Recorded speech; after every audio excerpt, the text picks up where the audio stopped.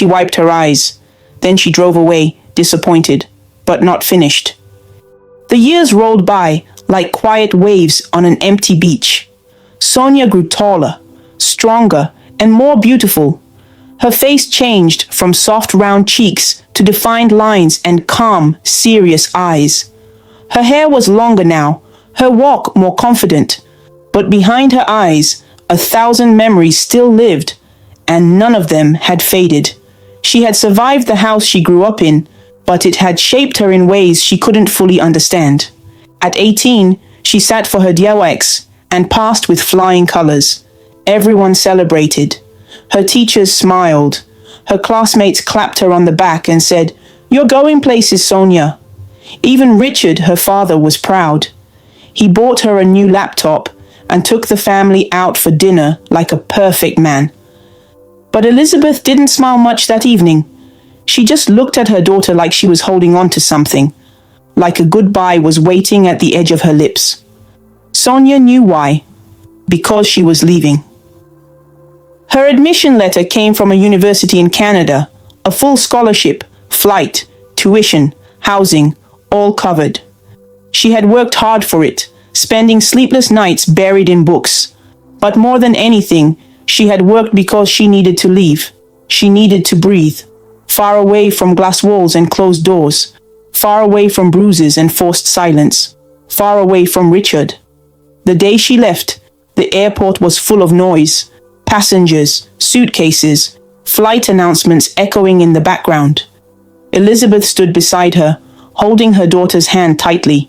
Richard stood a few steps away, talking on the phone, barely paying attention.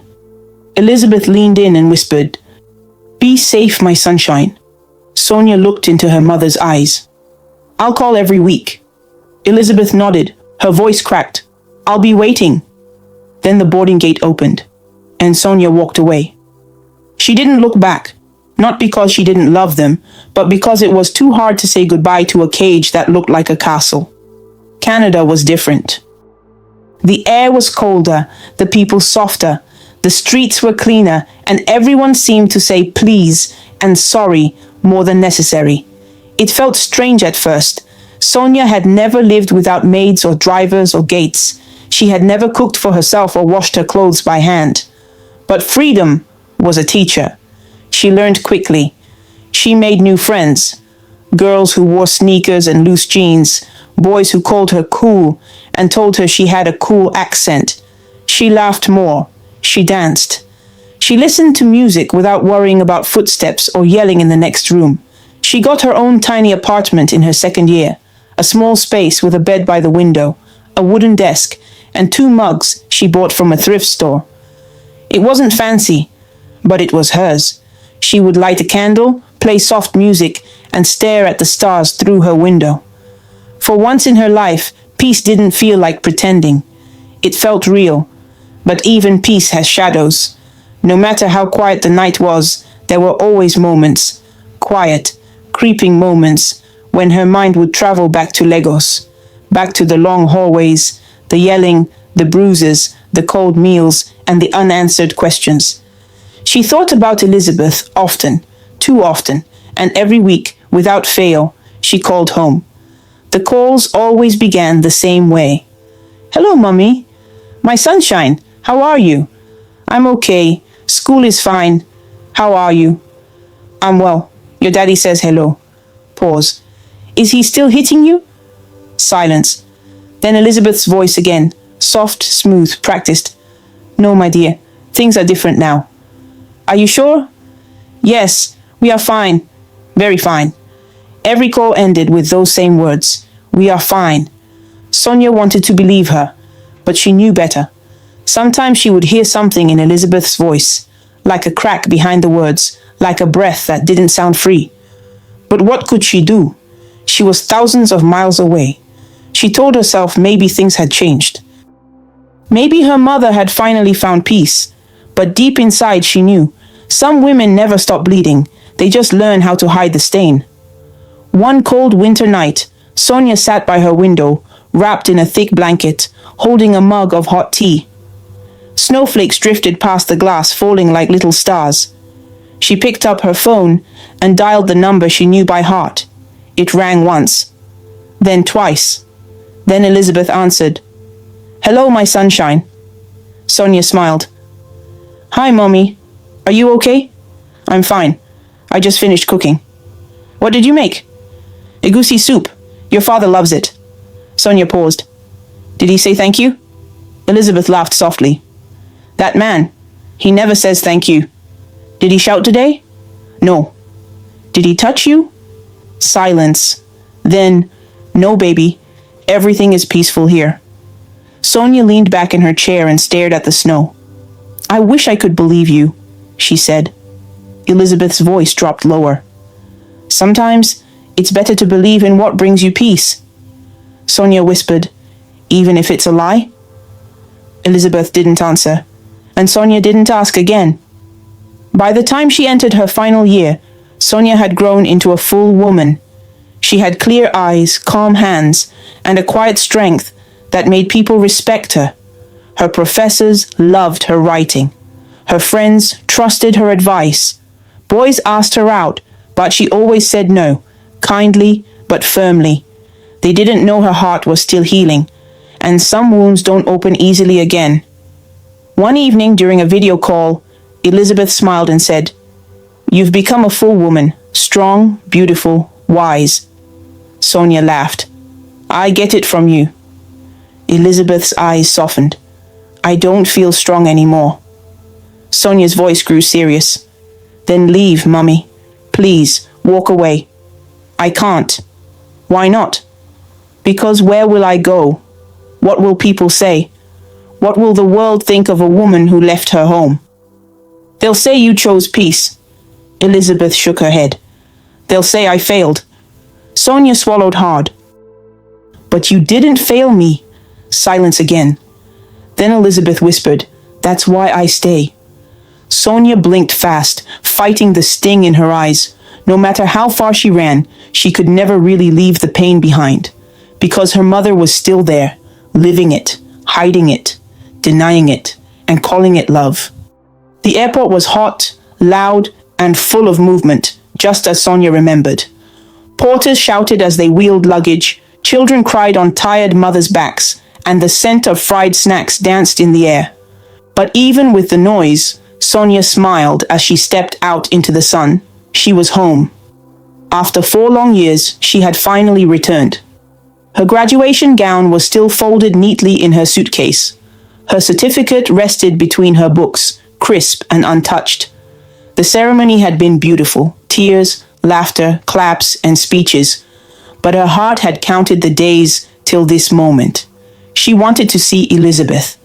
She wanted to hug her, sit beside her on the couch, eat home-cooked food, and tell her that she made it.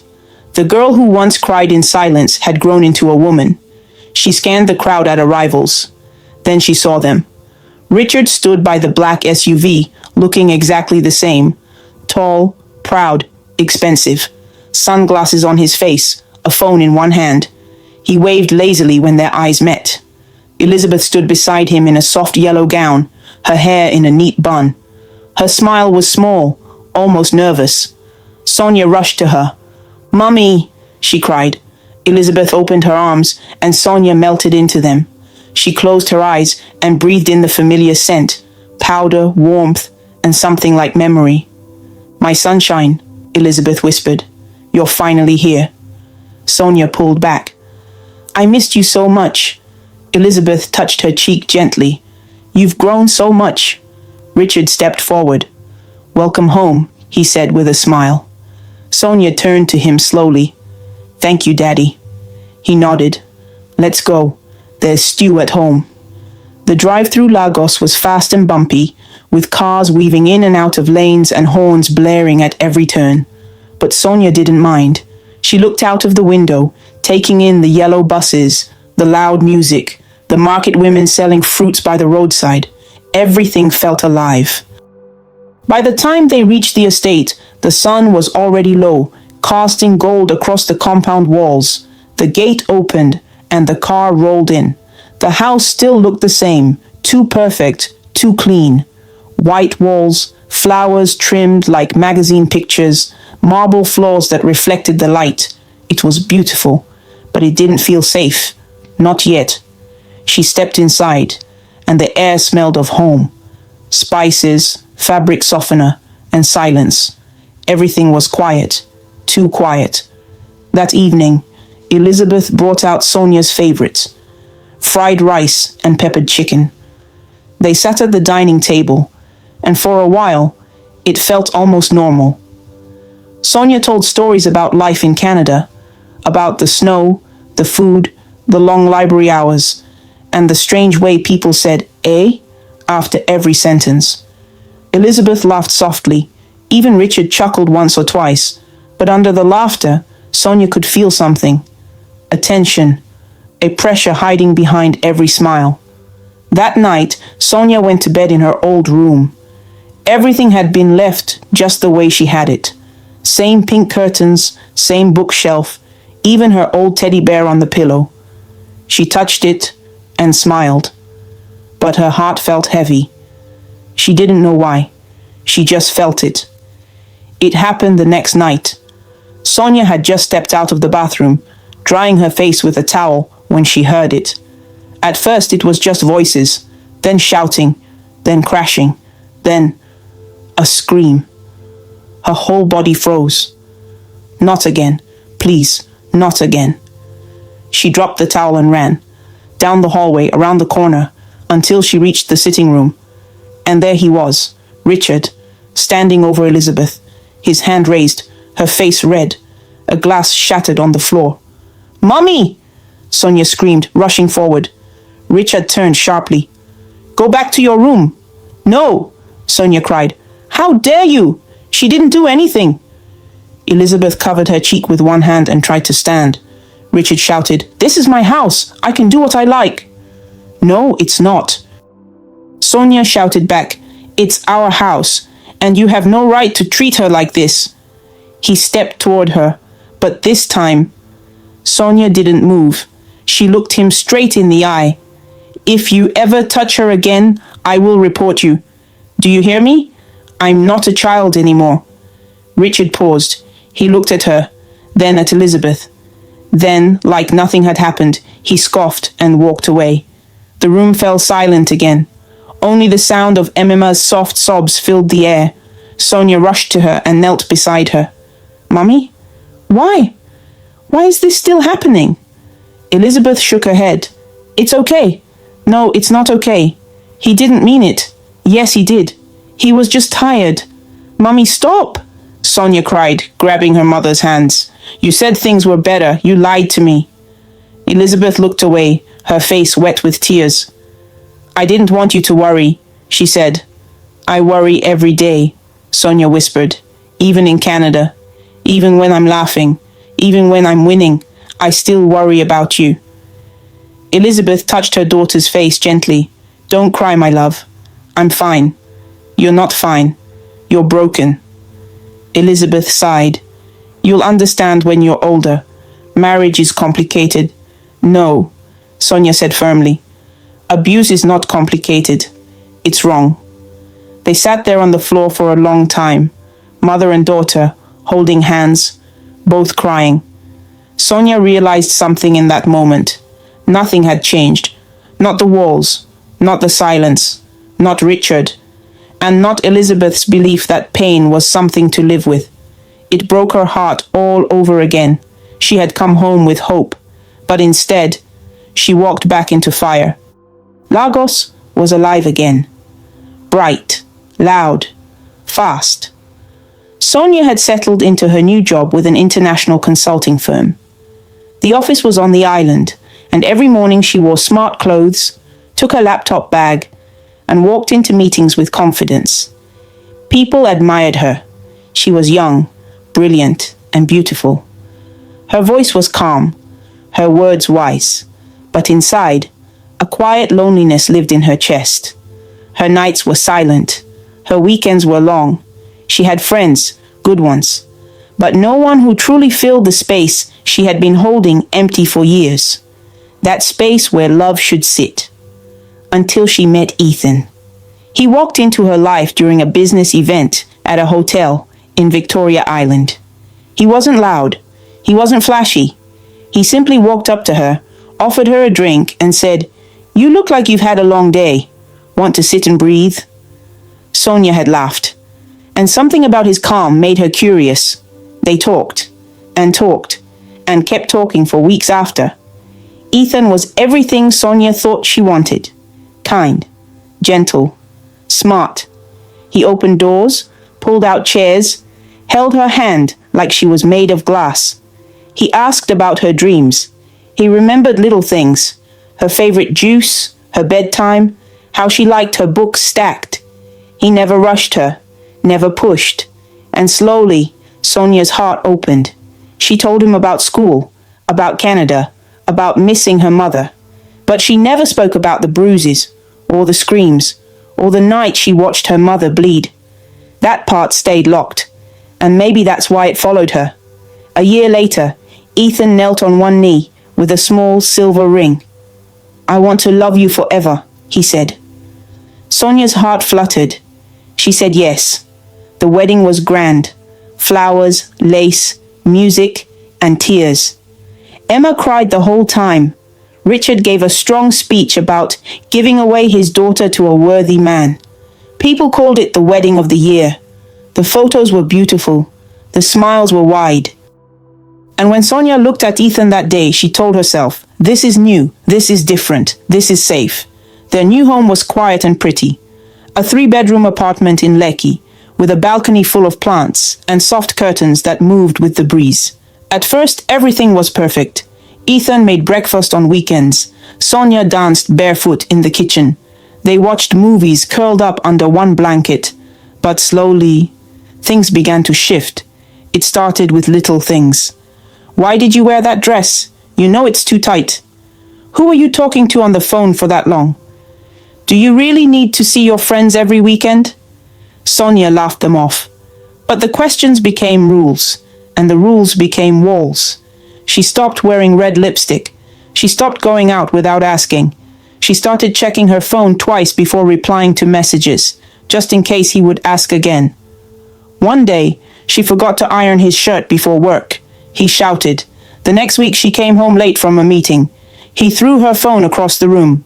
Then, one night, after a quiet dinner, he asked her a question. Something simple. "Why didn't you answer when I called you earlier?" "I was in traffic," she said, tired.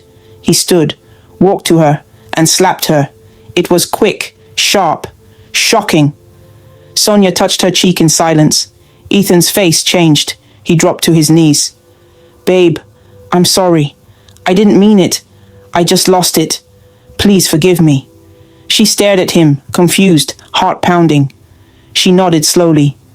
"It's okay," she whispered, but it wasn't. And deep inside, she knew the story was starting again. He did it again a few weeks later. This time because she forgot to serve his food hot. He slapped her, then pushed her against the wall. Then he begged again, tears in his eyes, on his knees, just like before. Sonia didn't cry that time. She just cleaned her lip, picked up the broken plate, and swept the floor. That night, she lay in bed and stared at the ceiling. It was too familiar, too close to home. She picked up her phone and called Elizabeth. It was late, but Elizabeth answered quickly. "My sunshine," she said softly. "Are you okay?" Sonia's voice cracked. "He hit me." There was silence. Then Elizabeth said, "Who?" "Ethan." Another pause. "What happened?" "I don't know. I forgot to warm his soup. He got angry. Then—" She couldn't finish the sentence. Elizabeth sighed. "Is he still there?" "Yes, he's sleeping now." "Did he apologize?" "Yes." "Then try to forgive him." Sonia blinked. "What?" "I said forgive him. Marriage is not easy." "Mummy, he hit me." "Yes, and he regrets it." "No, he doesn't. He'll do it again. All men get angry sometimes. Just endure, my sunshine." Sonia sat up in bed. Her hand shook. "Endure?" Emma's voice was calm. "I did it, and we're still here. Sometimes you just stay. You pray. You love him harder." Sonia's heart broke. All over again. I thought you'd understand, she whispered. I do. That's why I'm telling you. Stay strong. Every marriage has its battles. Sonia ended the call and stared at the darkness around her. It was the same. Same voice, same words, same story. A different man, but the pain felt just like home. The bruise was dark purple, sitting just below Sonia's left eye. It didn't swell as badly as the last one, but it was there, clear, ugly, painful. She stared at it in the mirror the next morning, brushing her fingers lightly across it. She winced. The sting was sharp, but it wasn't as sharp as the ache in her chest. Ethan had hit her again the night before. She had answered a call too cheerfully. A male friend from university had called to ask if she'd seen the job posting he shared with her. Ethan stood beside her the entire time, his eyes cold. After the call, he asked, "Are you seeing him?" "What? No, of course not." He didn't believe her. He called her a liar. Then he raised his hand again. This time she didn't cry. She didn't scream. She simply walked into the bathroom, wiped her face, and slept in the guest room. She had told herself that this was not her mother's story. But now, as she stared at her face in the mirror, she realized she had become the same story. Her friends came over that weekend, Susan and Gloria. They had been close since high school, always checking in, always encouraging her. They came with laughter and snacks, ready to hang out and talk about life. But the moment they saw Sonia's face, their mood changed. "What happened?" Gloria asked, dropping the bag of chin-chin she brought. Sonia smiled quickly and pulled her hair over her cheek. "Oh, nothing.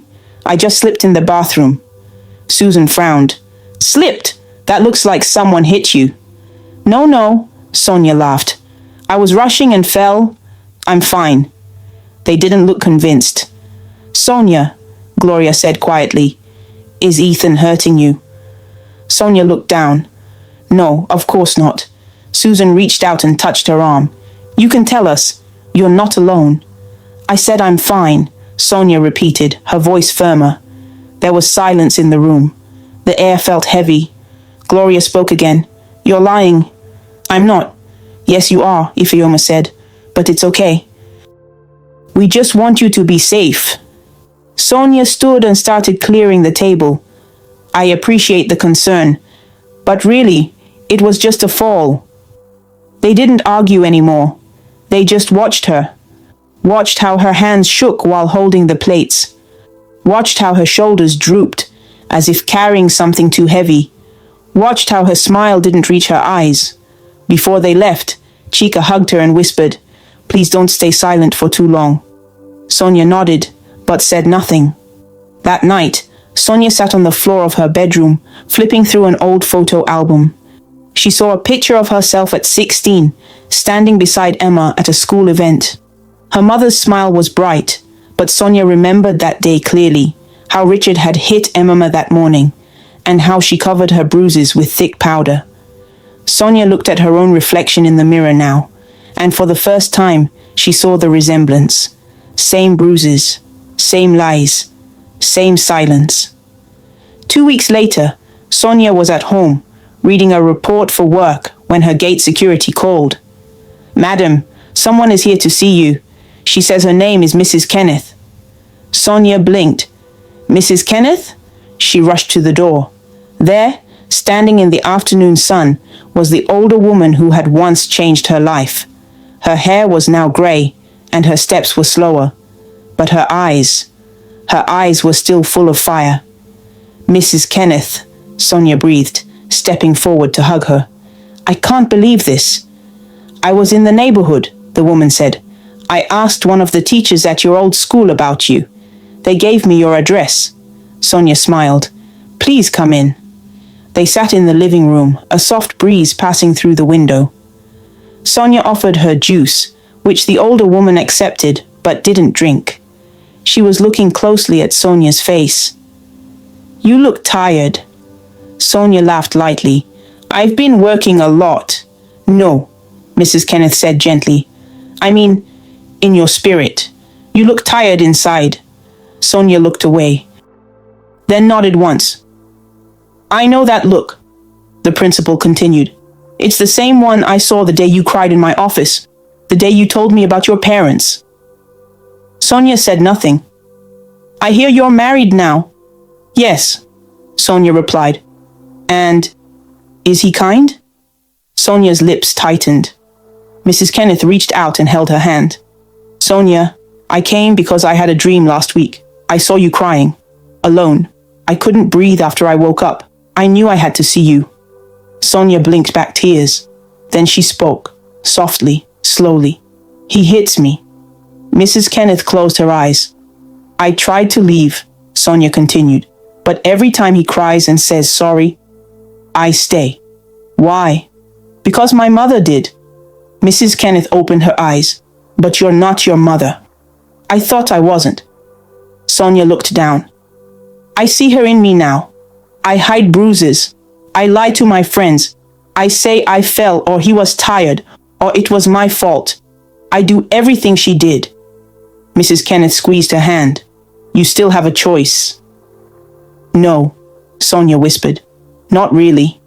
My dad beat my mum for 25 years, and they're still together. The room fell silent. Those words sat in the air like smoke. Heavy, bitter, true. Mrs. Kenneth wiped a tear from her cheek. Sonia, please, she said. Please don't finish her story. Write your own. Sonia smiled sadly. I wish I knew how.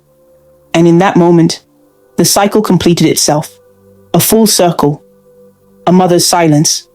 A daughter's pain. A mirror, cracked but still standing. The reflection hadn't changed. Not yet. The rain came without warning that night. It hit the windows hard, splashing against the glass like angry tears. Lightning flashed in the sky, painting the dark room in white for a second, before disappearing again. Sonia sat alone on the edge of her bed. Ethan had been shouting again. It started over dinner. He said the soup was too salty. Sonia apologized. He didn't accept it. He went on and on, calling her names, insulting her intelligence, questioning her worth. She stayed quiet. She always stayed quiet. She had learned that silence was sometimes safer. But silence had never saved her. When she tried to get up and walk away, he followed her into the bedroom. I'm talking to you, he shouted. I said I'm sorry, Sonia replied, her voice shaking. Then came the slap. Hard, fast. She fell. She got back up. Then the second slap came, stronger. This time, her head hit the edge of the bedside table. Everything turned blurry. She saw stars, then shadows, then nothing at all. She didn't move. Ethan stood over her, breathing heavily. Sonia. No answer. Sonia, get up. Still nothing. He bent down and touched her wrist, then her cheek. Her eyes were open, but empty. A cold stillness settled over the room. No, no, no, no, Ethan whispered. He shook her. Sonia, please. But she didn't wake up. She was gone.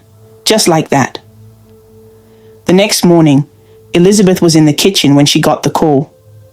Ethan's voice was low, shaky. There's been an accident, he said. What kind of accident? Elizabeth asked quickly. She slipped and fell. Elizabeth froze. Her heart dropped to her stomach. What do you mean she fell? Ethan's voice cracked. She's gone, Mama. I'm so sorry.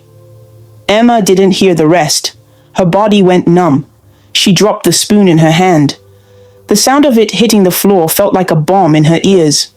She fell into a chair. Her chest heaved. Tears came like a flood. Richard came running when he heard her scream.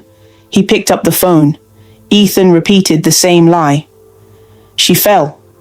We're on our way, Richard said. Then he grabbed his car keys and told Elizabeth to dress up. But Elizabeth didn't move.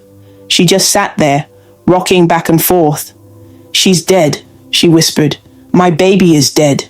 The funeral was quiet and beautiful. People came in white and gold. The church was full of flowers and soft music. Everyone spoke kindly about Sonia, the smart girl, the obedient wife, the brilliant worker, the light of her family. Ethan stood in front of the casket, wearing dark glasses, holding back tears. People patted his back. They called him a strong man, a grieving husband.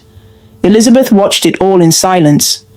She sat beside Richard, her hands folded on her lap, her face calm but lifeless. Every word felt like glass in her throat. They didn't know, but she did. She knew. Mothers know when their children lie, and mothers know when their children are lied about. She had seen the bruise on Sonia's cheek the last time they video called. She had heard the tremble in her daughter's voice. She had felt the sadness hiding behind the "I'm fine," and now her daughter was in a box. Dead. From a fall. But Elizabeth's heart whispered something else. The truth. Ethan killed her. Not with a knife or a gun, but with the same hands that once held her gently. The same hands that begged for her love. The same hands that promised to be different. He had taken her life, and now he stood pretending. And everyone believed him, except Elizabeth. After the funeral, Elizabeth stood in Sonia's room. Everything was still the same. Her perfume bottles lined up neatly, her bedspread soft and clean, her framed graduation photo on the wall. Elizabeth picked it up and hugged it close. She sat on the bed and cried. Her cries were not loud. They were deep, painful, shaking.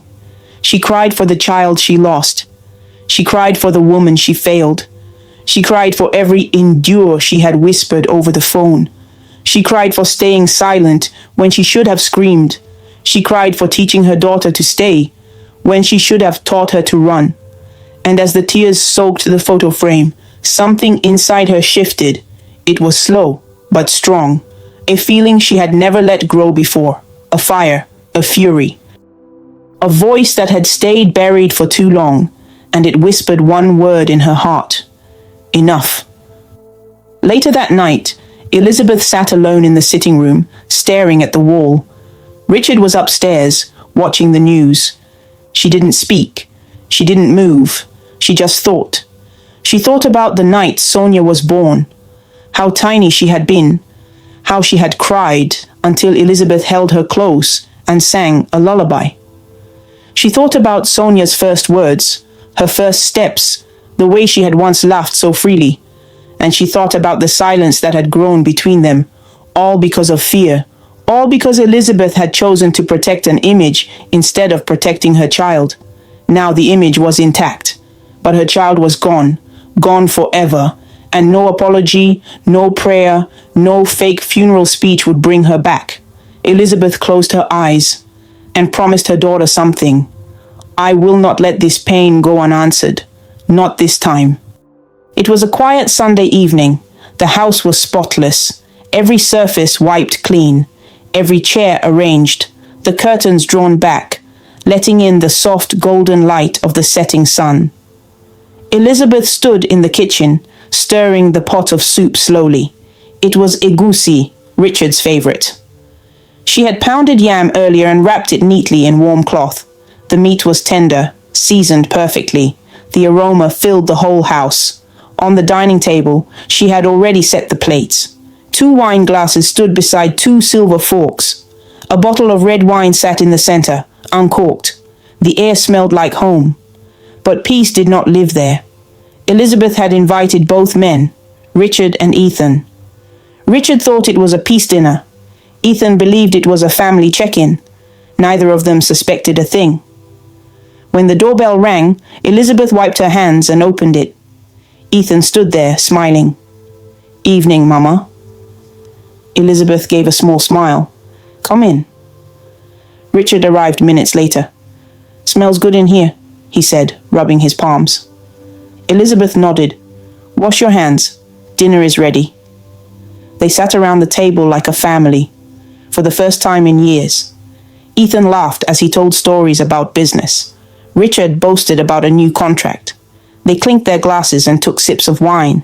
They dipped their hands in the warm pounded yam and scooped soup onto their plates.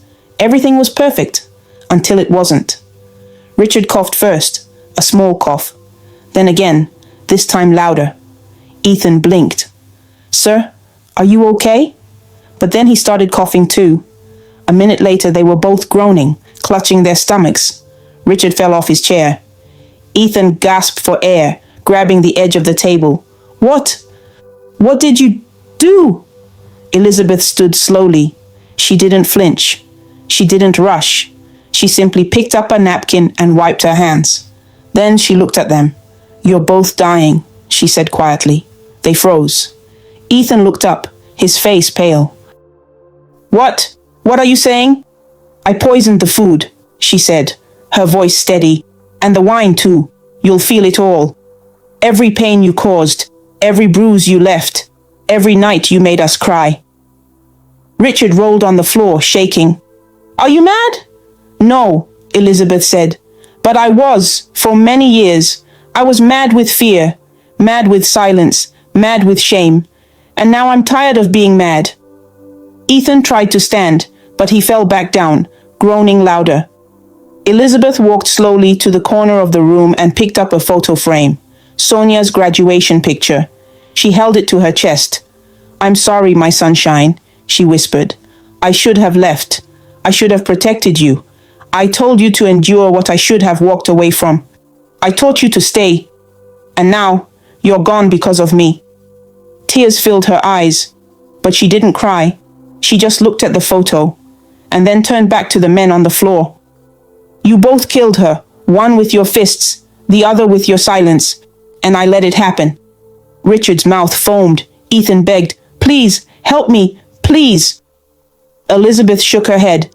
I helped you both for too long. Now it's time to help myself. And with that, she sat down calmly on the couch. She waited until the groans stopped, until the room went still, until the body stopped moving. Then she picked up the phone, dialed the police. Hello, she said. I want to report a double murder. My name is Elizabeth Okonkwo. I poisoned my husband and my daughter's husband. Yes, I'll be here when you arrive. She ended the call and sat there, holding Sonia's picture to her chest. For the first time in her life, she was not silent. She was not scared. She had broken the chain. The doorbell rang minutes later. She stood up slowly, walked to the door, opened it, and surrendered. Simple advice against domestic violence, inspired by Elizabeth's story. Love should never hurt. If your partner is hitting you, controlling you, or making you live in fear, that is not love. It is abuse. Staying silent doesn't protect anyone. It only gives the abuser more power. Speak up. Walk away if you must. Your safety and peace are more important than what people will say. Don't wait until it's too late. Choose yourself. Choose life.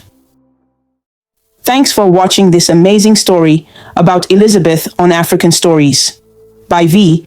If you liked it and learned a lot from her story, please show your support by clicking the like button, sharing with your friends, and leaving a comment below. To see more interesting stories and learn about different cultures, subscribe to African Stories by V, and don't forget to ring the notification bell so you never miss a new story. Your support means a lot and helps us bring more stories to you. Until we meet again, stay connected, stay inspired, and keep smiling.